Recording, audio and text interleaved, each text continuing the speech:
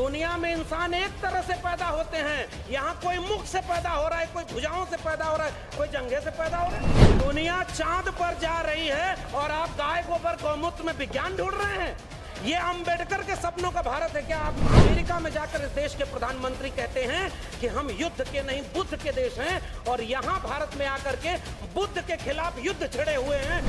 एक हाथ में जय भीम जय मंडल और दूसरे हाथ में परशुराम की कटार, ये कभी नहीं चलेगा, वरना पीढ़ियां आपको माफ नहीं करेंगी।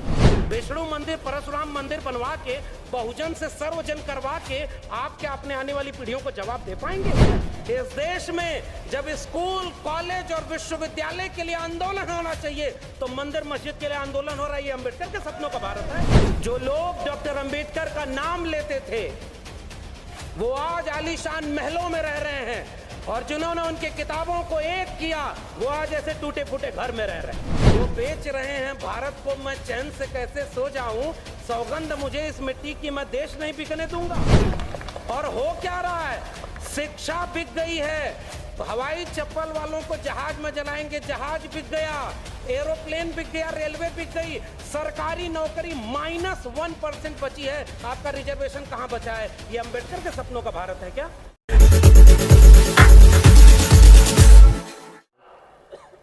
कि शोषित मानवता का प्यार, खोया हुआ तेरा अधिकार, बाबा भीम की बदौलत मिला तुझे। मुझे लगता है कि इस तरह की आत्म स्वीकृति हमारे पूर्व के वक्ताओं ने भी यहां पर रखी कि आज जो कुछ भी है हम, उसमें हमारे पुरखों की एक बहुत बड़ी भूमिका है। और इस भूमिका के साथ आज का जो विषय इस पूरे आयोजन का रखा गया है कि डॉक्टर अंबेडकर के सपनों का जो भारत है, सामाजिक न्याय का जो भारत है, उसे कैसे बनाया जाए और उसमें बुद्धिजीवियों की क्या भूमिका हो सकती है, इस बात में हमें अपनी बात कहनी है। और आपने मुझे बुलाने का जोखिम भी उठाया है, तो मैं पूरे भरोसे पर खरा उतरूंगा, क्योंकि न तो अभी मैं किसी पार्टी का विधायक हूं, न सांसद हूं, और न मुझे आपका वोट चाहिए। यह एक वैचारिक आयोजन है, क्योंकि आपने डॉक्टर अंबेडकर से लेकर के तथागत बुद्ध का नाम लिया है, इसलिए यहां से सच बोलना बहुत जरूरी है। और आपके विषय पर पहली मेरी बात यही है कि बुद्धिजीवियों की आज सबसे बड़ी भूमिका क्या है। पहली बात तो यह कि मैं अपने को कोई बुद्धिजीवी नहीं मान रहा, अभी तो हम सीख रहे हैं। मैं उस जमीन पर हूं जहां अभी आज अलीगढ़ में हम अनंतराव अकेला साहब से मिलकर आए और मान्यवर कांशीराम का संग्रह लेकर आए कि डॉक्टर अंबेडकर ने जितना जो बात कही थी, मान्यवर कांशीराम ने, डॉक्टर अंबेडकर ने किताबों को जोड़ा, मैंने लोगों को जोड़ा है। उनके साथी से ये ऊर्जा लेकर आया, उनका घर देख करके आया जिस घर में वो रह रहे हैं, और उनकी पीड़ा भी सुन करके आया। जो लोग डॉक्टर अंबेडकर का नाम लेते थे वो आज आलीशान महलों में रह रहे हैं, और जिन्होंने उनके किताबों को एक किया वो आज ऐसे टूटे फूटे घर में रह रहे हैं। इसलिए जरूरत इस बात की है कि आप कहीं उस रास्ते तो नहीं जा रहे कि जैसे देवी देवता का नाम लेकर के राजनीति हो, माला पहनाया जाए, आप वहां पर डॉक्टर अंबेडकर को रख देंगे, तथागत बुद्ध को रख देंगे, तो हमारे जैसे लोग उसके खिलाफ खड़े होंगे, पहली बात। और उस समय उन्होंने कहा था बुद्धिजीवियों की भूमिका, मैं कोट करते हुए डॉक्टर अंबेडकर को यह बात कह रहा हूं। 1956 में डॉक्टर अंबेडकर ने एक वाक्य कहा एक सभागार में कि मुझे पढ़े लिखे लोगों ने धोखा दिया है। और वो धोखा क्या था? वो हमारे जैसे लोगों ने धोखा दिया, हम उन्हें धोखा दे रहे हैं। मैं अपने को शामिल करके ये बात बोल रहा हूं। हम माहौल बदला है तो डॉक्टर अंबेडकर के बिना अब किसी का काम नहीं चल पा रहा है। सब नाम ले रहे हैं डॉक्टर अंबेडकर का, और वो लोग भी नाम ले रहे हैं जो अपना सारा काम डॉक्टर अंबेडकर के खिलाफ कर रहे हैं। इस खतरे से बचना जरूरी है। मैं कोट पढ़ रहा हूं, 1940 में, किताब का नाम है पाकिस्तान और the partition of India. Doctor Ambedkar क्या लिख रहे हैं आप सुनिए। अगर हिंदू राज हकीकत बनता है तब वह इस मुल्क के लिए सबसे बड़ा अभिशाप होगा। हिंदू कुछ भी कहें, हिंदू राष्ट्र, हिंदू धर्म समानता, स्वतंत्रता और बंधुत्व के लिए खतरा है। उस आधार पर वह लोकतंत्र से मेल नहीं खाता है। हिंदू राज को किसी भी कीमत पर रोका जाना चाहिए, डॉक्टर भीमराव अंबेडकर कह रहे हैं। इसलिए मैं इस मंच का इस्तेमाल केवल अपने विषय के लिए कर रहा हूं। आपने मुझे विषय दिया है कि बुद्धिजीवियों की भूमिका क्या होगी, तो बुद्धिजीवियों की भूमिका यह होगी कि आंख में आंख डाल करके वह सच कहा जाए जो वक्त में कहने पर जेल में भेजा जा रहा है। दूसरी बात, डॉक्टर अंबेडकर के सपनों का भारत कैसे बनेगा? आप ये कहेंगे कि हमने उनकी मूर्ति बनवा दी, उनका आवास जो पुराना आवास था उसको बना दिया, हम आपको धन्यवाद कहेंगे। फिर आपसे पूछेंगे कि डॉक्टर अंबेडकर के सपनों के भारत में क्या था? आप कह रहे हैं शिक्षा थी। तमाम नेता लोग हैं, मैं किसी का नाम नहीं लूंगा, बुद्धिजीवी इशारों में बात करता है। हम किसी व्यक्ति और नेता को इतना महत्व क्यों दें कि उसका नाम लेने की जरूरत पड़े? अब मैं आपसे सवाल पूछ रहा हूं, डॉक्टर अंबेडकर, बिरसा, फूले, पेरियार, यहां से लेकर तथागत बुद्ध तक सबसे महत्वपूर्ण लड़ाई कौन सी थी? शिक्षा की। आपने भी कहा शिक्षा की लड़ाई अगर सबसे महत्वपूर्ण है और शिक्षा के लिए सारा काम हो रहा है, तो एक बात बताइए, इस देश में जब स्कूल, कॉलेज और विश्वविद्यालय के लिए आंदोलन होना चाहिए तो मंदिर मस्जिद के लिए आंदोलन हो रहा है। ये अंबेडकर के सपनों का भारत है।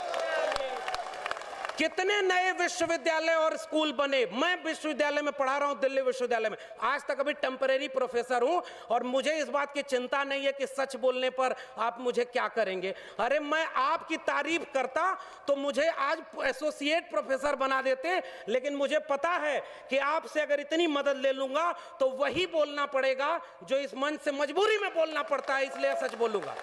अब मैं आपको तथ्य दे रहा हूं। पहली चुनौती आज के नौजवानों की, नई शिक्षा नीति बनाई गई है। मैं 3 क्लॉज उसके बता रहा हूं। पहला, स्कूल जो पर हर एक गांव के पास स्कूल बनाए गए थे, उन स्कूलों को अगर 3000 से कम विद्यार्थी हैं तो उन्हें मर्जर या क्लोजर की पॉलिसी के तहत बंद किया जाएगा और गांव में मेटा स्कूल बनाए जाएंगे। बताइए, यह शिक्षा क्रांति है। दूसरी बात, 45,000 डिग्री कॉलेज इस समय इस देश में आज हैं। नई शिक्षा नीति 2020 कह रही है कि 20 साल में 45,000 डिग्री कॉलेज को क्लोजर और मर्जर के जरिए 15,000 डिग्री कॉलेज पर लाया जाएगा। उनके 3 ग्रेड बनाए जाएंगे। इस देश में वर्ण व्यवस्था बनाई गई थी। दुनिया में इंसान में कोई भेद नहीं, यहां पर इंसान, और वो भी कैसे इंसान, दुनिया में इंसान एक तरह से पैदा होते हैं। यहां कोई मुख से पैदा हो रहा है, कोई भुजाओं से पैदा हो रहा है, कोई जंघे से पैदा हो रहा है। दुनिया चांद पर जा रही है और आप गाय गोबर गौमूत्र में विज्ञान ढूंढ रहे हैं। ये अंबेडकर के सपनों का भारत है क्या? आपसे मैं पूछ रहा हूं, ये अंबेडकर के सपनों का भारत है क्या? ये बुद्धा, फूले, पेरियार के सपनों का भारत है क्या? नई शिक्षा नीति में क्या लिखा गया है, क्लॉज पढ़ के बता रहा हूं। उन सब में ग्रेडेड ऑटोनॉमी दी गई है। उसका आसान भाषा में समझिए। ग्रेडेड ऑटोनॉमी का मतलब है 3 ग्रेड के यूनिवर्सिटीज आपके देश में चलेंगे, डिग्री कॉलेज से लेके यूनिवर्सिटीज।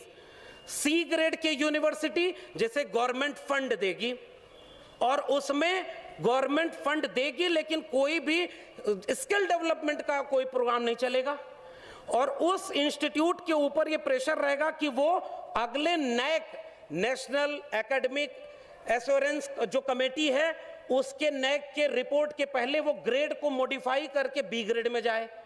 बी ग्रेड में जो सिलेबस जो दिया जाएगा वह आधा गवर्नमेंट पैसा देगी और आधा इंस्टीट्यूट को अपने जनरेट करना होगा। और ए ग्रेड की यूनिवर्सिटी वो यूनिवर्सिटी होगी जिसको एक भी रुपया सरकार नहीं देगी, सेल्फ फाइनेंस कोर्सेज चलेंगे और ग्रेडेड ऑटोनॉमी और बोर्ड ऑफ गवर्नर्स के जरिए उनका पूरा काम चलेगा। अब मैं आपसे सवाल पूछता हूं, जहां सबसे कम स्किल और सबसे कम पैसा रहेगा वहां क्या दलित पिछड़े आदिवासी पढ़ने जाएंगे? आपके घर के बच्चे पढ़ने जाएंगे? आपके घर के बच्चे वहां जा पाएंगे? और जहां फीस अगर 1 लाख रुपए हो जाए तो वहां कितने दलित पिछड़े आदिवासी जाएंगे? नई शिक्षा नीति के नाम पर इस देश में स्कूल से लेकर के विश्वविद्यालयों तक अंबानी और अडानी के हाथों बेच दिया गया है। क्या यह अंबेडकर के सपनों का भारत है क्या? और यह बात आप कह रहे हैं कि हमने क्रांति कर दी। किस बात की क्रांति? कितने नए स्कूल खुले, कितने नए। अब तीसरी बात, इस देश में मैं दिल्ली में रहता हूं, अशोका, गलगोटिया और MIT university, lovely professional university खुली है। वो सारी प्राइवेट यूनिवर्सिटी हैं। किसी एक में रिजर्वेशन लागू है क्या? नहीं है ना। रिजर्वेशन, अभी मुख्यमंत्री जी, पूर्व मुख्यमंत्री जी बोल रहे थे, एक समय जब रिजर्वेशन लागू हुआ तो 50 to 60% गवर्नमेंट जॉब हुआ करती थी, तब आपको आरक्षण का लाभ मिलता था। आज क्या हुआ? वो बेच रहे हैं भारत को। मैं चैन से कैसे सो जाऊं, सौगंध मुझे इस मिट्टी की, मैं देश नहीं बिकने दूंगा। और हो क्या रहा है? शिक्षा बिक गई है। हवाई चप्पल वालों को जहाज में जलाएंगे, जहाज बिक गया, एरोप्लेन बिक गया, रेलवे बिक गई, सरकारी नौकरी -1% बची है। आपका रिजर्वेशन कहां बचा है? ये अंबेडकर के सपनों का भारत है क्या? ये मेरा सवाल है आपसे। तीसरी बात, जो शिक्षा और रोजगार, 2 बात हमने कर लिया। अब आइए स्वास्थ्य पर। इस देश में खांसी, जुकाम, नजला से कोई मर जाए तो ये राष्ट्र किस बात का राष्ट्र है? डॉक्टर अंबेडकर ने 26 नवंबर 1949 को संविधान सभा की आखिरी बैठक में यह बात कही थी कि इस देश में सबको राजनीतिक बराबरी दे दी गई। हमने एक व्यक्ति एक वोट का अधिकार दे दिया है, लेकिन अगर इस देश में सामाजिक और आर्थिक गैर बराबरी दूर नहीं हुई तो ये राजनीतिक बराबरी का कोई मतलब नहीं। यह संविधान अगर इसे लागू करने वाले लोग अच्छे नहीं हुए तो कागजों का पुलिंदा है और मैं सबसे पहले इसे जलाऊंगा। आज उस संविधान के आधार पर आपको क्या मिला? रिजर्वेशन।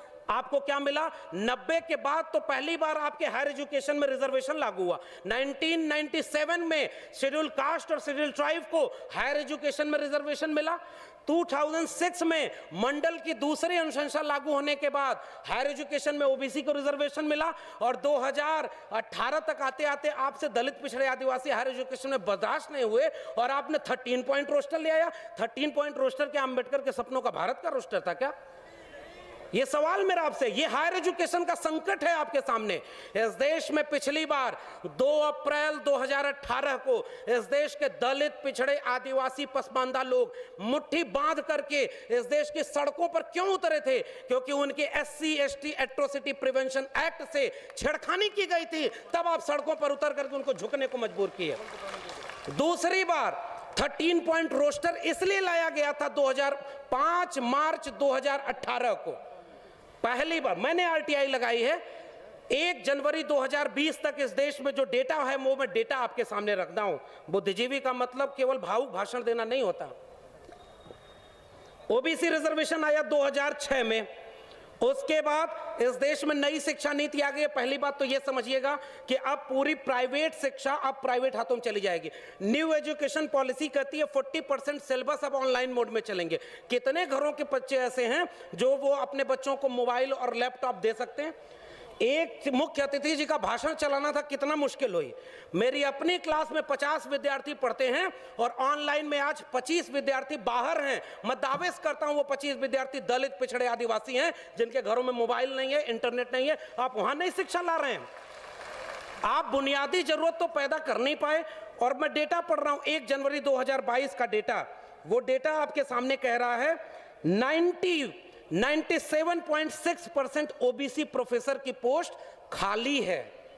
95% शेड्यूल ट्राइब के प्रोफेसर की पोस्ट खाली है और 93.8% शेड्यूल कास्ट प्रोफेसर की पोस्ट खाली है। डॉक्टर अंबेडकर के सपनों का भारत का मतलब यह है कि 85% दलित, पिछड़े, आदिवासी, पसमानदा के 85% प्रोफेसर होने चाहिए, 85% डॉक्टर होने चाहिए, 85% इंजीनियर होने चाहिए। और आप क्या बना रहे हैं? तीसरा मुद्दा स्वास्थ्य का। राष्ट्र बनने का मतलब क्या था? राष्ट्रवाद का सर्टिफिकेट आज वो लोग बांट रहे हैं जिन्होंने अंग्रेजों से माफी मांग करके कहा था कि हमको पेंशन दीजिए, हम आपकी मदद करेंगे। और वो लोग आज कह रहे हैं, उन लोगों को सिखा रहे हैं जिनके पुरखों के हाथों ने इस देश और दुनिया को रहने लायक बनाया। हम कमेरा जाति के लोग हैं। कुर्मी, कोयरी, लोहार, नाई, मोची, मल्ला, निषाद और तमाम वो जातियां जिन्होंने हाथ से श्रम करके इस दुनिया को रहने लायक बनाया है, इस राष्ट्र को बनाया है। बिरसा मुंडा, जयपाल सिंह मुंडा, अब्दुल कयूम अंसारी, आसिम बिहारी, नारायण गुरु, ईवी रामास्वामी नायकर, पेरियार, ज्योतिबा फूले, सावित्रीबाई फूले और वहां से लेकर के शाहू जी से होते हुए डॉक्टर अंबेडकर, डॉक्टर लोहिया, मंडल और कांशी राम, इन लोगों की विरासत ने जिस राष्ट्र को बनाया, आज कोई और आके हमसे कहता है कि पहले कागज दिखाओ कि तुम इस देश के नागरिक हो कि नहीं। नागरिकता इस देश की सबसे बड़ी जिम्मेदारी है। आपके अपने जिले में भी एक मंदिर के नाम पर दंगा कराने वाले लोगों को पहचानिएगा और उन संगठनों को पहचानिएगा जो धर्म के नाम पर हैं। उनसे पूछिए कि आपके शिक्षा और रोजगार के लिए कितना आंदोलन किए, कितना आंदोलन हुआ आपके शिक्षा और रोजगार के लिए। मैं विश्वविद्यालय से हूं इसलिए सच बोल रहा हूं। आखिरी बात, स्वास्थ्य व्यवस्था उस राष्ट्र की सबसे बड़ी जरूरत थी ना। पहले के जमाने में कहा जाता था कि 3 चीजें एक जिंदगी की सबसे बड़ी जरूरत हैं, रोटी, कपड़ा, मकान। इंसान होने की सबसे बड़ी जरूरत क्या है? हमारे पुरखों ने आत्मसम्मान आंदोलन चलाया। पेरियार, ईवी रामास्वामी नायकर ने सेल्फ डिग्निटी मूवमेंट चलाया। उसके बाद डॉक्टर अंबेडकर ने कहा आत्मसम्मान से जीना, जिंदगी लंबी नहीं बड़ी होनी चाहिए। और ऐसे पुरखों के वारिसों को कहा जा रहा है कि अपने आत्मसम्मान से समझौता कर लो, क्योंकि हमने डॉक्टर अंबेडकर की लंबी सी मूर्ति बना दी है और उस पर माला चढ़ा रहे हैं। स्वास्थ्य व्यवस्था, आखिरी बात कहकर के आपसे विदा लूंगा। कोरोना आया, दुनिया जब कोविड से लड़ रही थी, हमारे यहां कहा जा रहा था गोबर ले लो, गौमूत्र पी लो, कोरोना दूर हो जाएगा। मैं एक सवाल पूछता हूं, आप जिस धर्म की किताबों के नाम पर नफरत फैलाते हैं, आप जाइए और अमेरिका में बोलिए कि हमारे यहां कुछ लोग ये बात कहते हैं कि महाभारत काल में इंटरनेट था, हम नाली के गैस से चाय बनाते थे। दुनिया जब विज्ञान और चेतना की बात कर रही है, आप अपनी पीढ़ियों को मूर्ख बना रहे हैं। आप उन्हें धर्म के नाम पर 20, 25 साल, 30 साल पीछे ले जा रहे हैं। अमेरिका में जाकर इस देश के प्रधानमंत्री कहते हैं कि हम युद्ध के नहीं बुद्ध के देश हैं, और यहां भारत में आकर के बुद्ध के खिलाफ युद्ध छिड़े हुए हैं। हमें वो बात सच कहनी होगी। और उस समय जो दुनिया में क्या हो रहा था, दुनिया कोविड से लड़ रही थी। आपके सामने जो दूसरा सबसे बड़ा खतरा है, वही इशारा करके जा रहा हूं। आपके सारे public funded education, public funded sector, Ambani और अडानी जो दोस्त चुनाव लड़वाते हैं ना, उनके हाथों बेच दिया गया है। आपके हाथ में कुछ बचा नहीं है। और वही बेचने के लिए आज कहा जा रहा है कि हम मौद्रीकरण कर रहे हैं। इस देश में यहां का मुख्यमंत्री दिल्ली में प्रचार कराता है, जिसके जेब में पैसा है वो अपना प्रचार कराते जाओ। कोविड आया, लाशें किस राज्य की नदी में तैरी थी? कौन सा धर्म इजाजत देता है कि दफना दो अपने लोगों को? और आखिरी सवाल, अगर सरकारी क्षेत्र के विश्वविद्यालय बेचे जाते हैं तो क्या कहा जाता है? प्रोडक्टिव नहीं है। एयरपोर्ट क्यों बेचा जा रहा है? प्रोडक्टिविटी नहीं है। सरकारी संस्थान घाटे में हैं, भेल बेच रहे हैं, रेल बेच रहे हैं, एयरपोर्ट बेच रहे हैं, LIC बेच रहे हैं, बैंक बेच रहे हैं। बैंक वालों ने हड़ताल किया था ना, ये सारा कुछ बेच रहे हैं, क्या कहकर? प्रोडक्टिविटी नहीं है, राष्ट्र ये घाटे में जा रहा है। 2 सवाल, कोरोना में जब सब लॉकडाउन लगा था तो आपकी जान किस अस्पताल ने बचाई थी? सरकारी अस्पताल ने कि प्राइवेट अस्पताल ने? प्राइवेट अस्पताल तो बंद थे, सरकारी अस्पताल ने जान बचाई। तो जो प्रोडक्टिव नहीं है वो जान कैसे बचा रहा था? और दूसरा सवाल, अगर ये सारी चीजें घाटे में हैं तो ये अंबानी और अडानी उसे खरीद क्यों रहे हैं? ये सवाल है मेरा आपसे। आप जिसको कह रहे हैं ये घाटे में है, इसको बेच देना चाहिए, तो ये जो उद्योगपति जो मुनाफा कमाने के लिए आपके सर का बाल तक बेच दे, वो एक घाटे वाली कंपनी खरीदेगा क्या? हमारे पुरखों ने इस देश को बनाया है। आज मैं आपसे आखिरी बात कह करके जा रहा हूं, आज सबसे बड़ा धोखा और सबसे बड़ा खतरा इस देश के नौजवानों को है, जिनकी पीढ़ी को धर्म के नाम पर अंधा बना दिया गया है। स्कूल, कॉलेज और विश्वविद्यालय जाने के नाम पर वो बुली ऐप बना करके 100 मुस्लिम महिलाओं को ऑनलाइन नीलाम कर रहे हैं। वो 18 और 20 साल के बच्चे हैं। आपकी पीढ़ियां बर्बाद कर दी गई हैं और आपसे कहा जा रहा है कि हम डॉक्टर अंबेडकर की वजह से यहां बैठे हैं। मैं कह के जा रहा हूं, जो आपके शिक्षा और रोजगार की बात न करे। मैं ओबीसी समाज से आता हूं और मैं ओबीसी समाज से भी शिकायत करता हूं और वहां से भी गालियां खाता हूं। मुझे वोट नहीं चाहिए किसी का। हम अपने दम पर उस यूनिवर्सिटी के प्रोफेसर बने हैं, किसी के वोट मांगकर नहीं बने। तब तक समझते थे कि हमारे पुरखे, हमारे घर परिवार वाले मेहनत करके इलाहाबाद यूनिवर्सिटी पढ़ाए और इलाहाबाद यूनिवर्सिटी टॉप किया, दिल्ली यूनिवर्सिटी में जाके प्रोफेसर बने। तब तक ये समझते थे कि हम अपनी काबिलियत से बने हैं। लेकिन बाद में ये समझ में आया, जब हमने अपने पुरखों को पढ़ा, कि अगर इस देश में भारत का संविधान और मंडल कमीशन न होता तो मैं कभी यहां नहीं होता और आपके सामने खड़ा नहीं होता।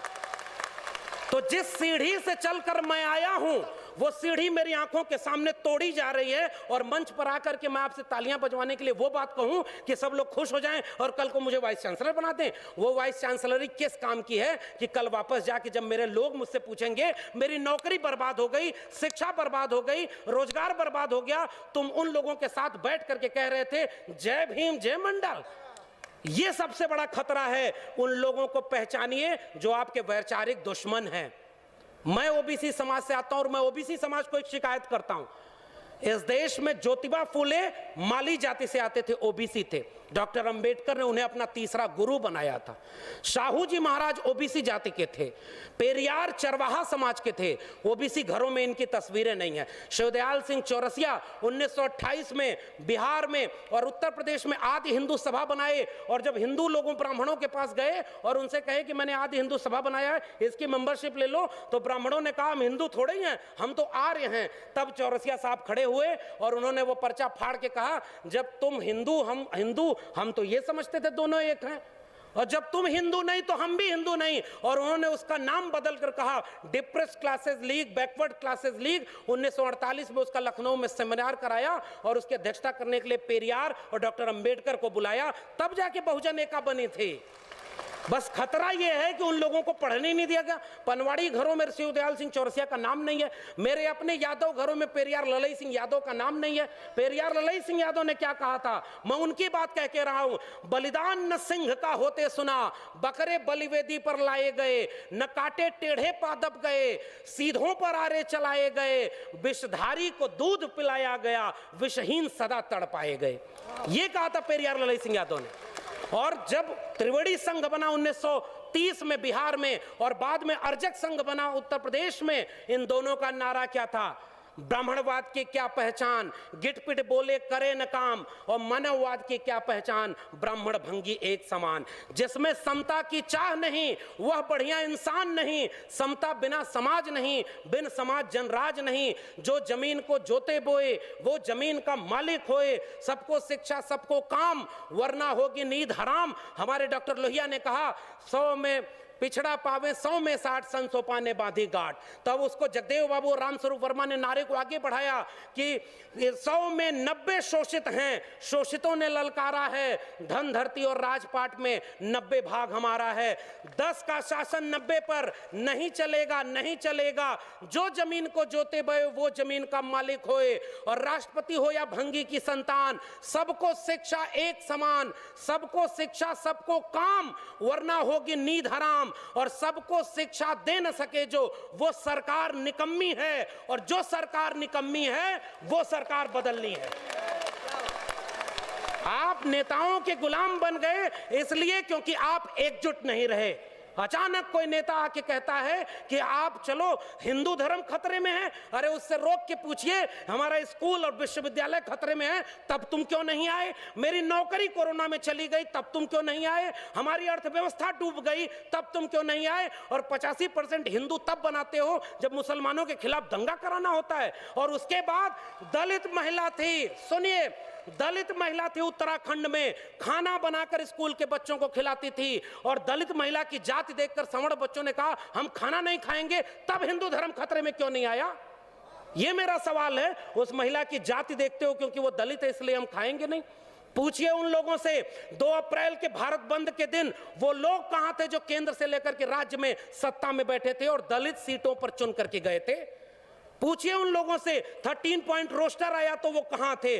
पूछिए उन लोगों से नई शिक्षा नीति के नाम पर जब सब बेचा जा रहा है और आज आप कह रहे हो पाकिस्तान कब्रिस्तान। इस देश में हिंदू मुस्लिम की आग तब लगाई जाएगी जब दलित पिछड़े आदिवासी बच्चे अपनी शिक्षा रोजगार और स्वास्थ्य की बात करेंगे। आज इस देश में एक दलित को राष्ट्रपति बना दिया गया और हाथरस में बेटी को पेट्रोल डाल के जला दिया, तब उस राष्ट्रपति की क्यों जबान खुली? यह सच पूछना जरूरी है। और आपने मुझे आमंत्रित करने का जोखिम लिया था, मैं अपना काम करके जा रहा हूं। आपने ये बात जो कही थी, ऐसे मंचों पर आप हमें नहीं भी बुलाएंगे तब भी भारत के संविधान और मंडल कमीशन ने एक नौकरी दे दी है, हम वहां गुजारा कर लेंगे, हमें आपका वोट नहीं चाहिए। लेकिन मैं चाहता हूं कि इस मंच से घर जाने के बाद ये महिलाएं और बच्चियां, ये नौजवान अपने घर में अपने बाबूजी से पूछें कि आप तो धर्म को बचाने गए थे, मेरी शिक्षा, मेरी रोजगार, मेरी नौकरी और मेरे देश को बेचने वालों के साथ क्यों खड़े थे? ये सवाल आपसे पीढ़ियां पूछेंगी।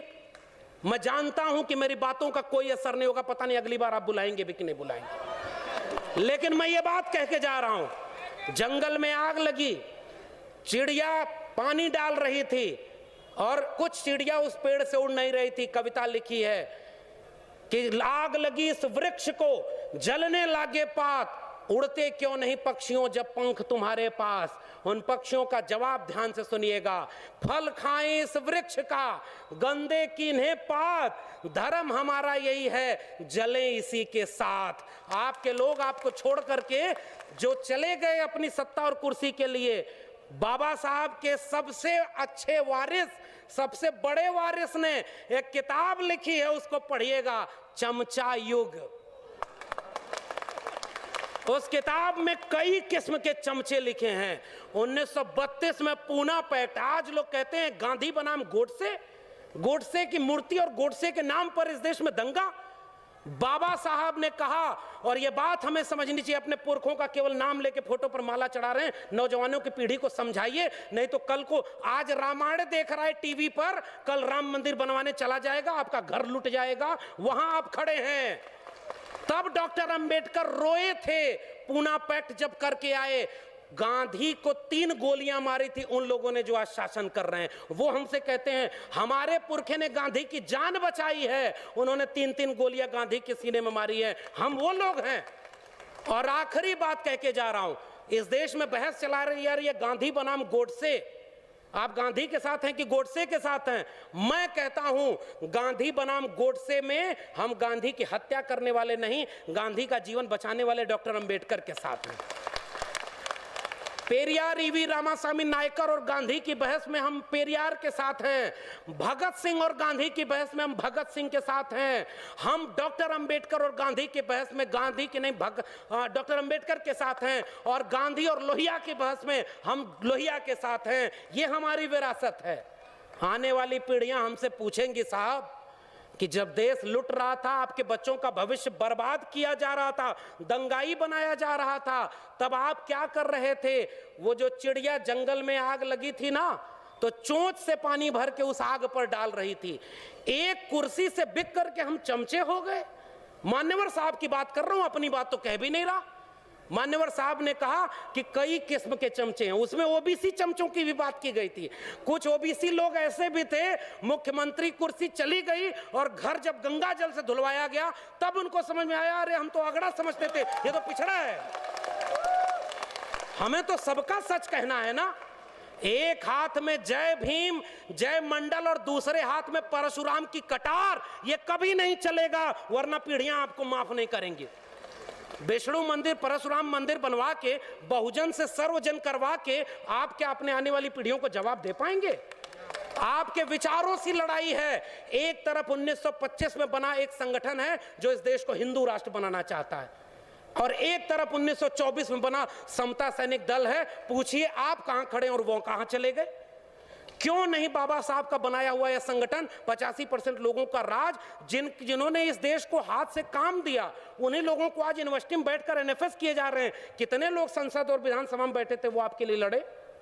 आखिरी बात, उस चिड़िया की बात करके जा रहा हूं। उस चिड़िया से पूरे जंगल के लोग, जंगल के पक्षी मजाक उड़ाते हुए कहे कि इतनी बड़ी आग लगी है जंगल में, देश बेचा जा रहा है, हिंदू राष्ट्र बनाया जा रहा है, अभी अयोध्या झांकी है, मथुरा काशी बाकी है किया जा रहा है, और तुम अपनी चोंच से पानी भर रही हो। अलीगढ़ के इस सभागार में उपस्थित लोगों, आपसे यही कह के जा रहा हूं उस चिड़िया का जवाब। उसने कहा था कि मुझे पता है कि मेरी चोंच की एक बूंद पानी से ये जंगल की आग नहीं बुझेगी, लेकिन जब इस देश में, इस देश की आग का, इस जंगल की आग का हिसाब मांगा जाएगा कि जब आरक्षण खत्म कर दिया गया, जब निजीकरण के हाथों, अंबानी अडानी के हाथों पूरा देश बेच दिया गया, नई शिक्षा नीति में शिक्षा बेच दी, प्राइवेटाइजेशन में रोजगार बेच दिया, कोरोना में आपकी जान बेच दी, हिंदू हिंदू करके नफरत फैलाया गया, उस देश में पसमानदा तबके के लोगों से पूछिए, इस देश में नाई, जुलाहा, मोची, मल्ला जो पसमानदा बन के मुसलमान हुए, 300 लोग लिंचिंग में मारे गए, 300 में एक भी अपर कास्ट मुस्लिम नहीं है। ये कौन है 15% लोग जो पीछे खड़े होकर आपके बच्चों को दंगा कराने भेजते हैं, और गृह मंत्री का बेटा बीसीसीआई का चेयरमैन बन के करोड़ों रुपया कमा रहा है। आपके बेटे और उसके बेटे में यही फर्क है। तो वो चिड़िया, उसने यही बात कही थी कि मुझे पता है कि इस जंगल की आग से, मेरी चोंच के पानी से जंगल की आग नहीं बुझेगी, मगर इस आग का जब इतिहास लिखा जाएगा तो मेरा नाम आग लगाने वालों में नहीं, आग बुझाने वालों में शामिल होगा। जय भीम, जय मंडल, जय संविधान।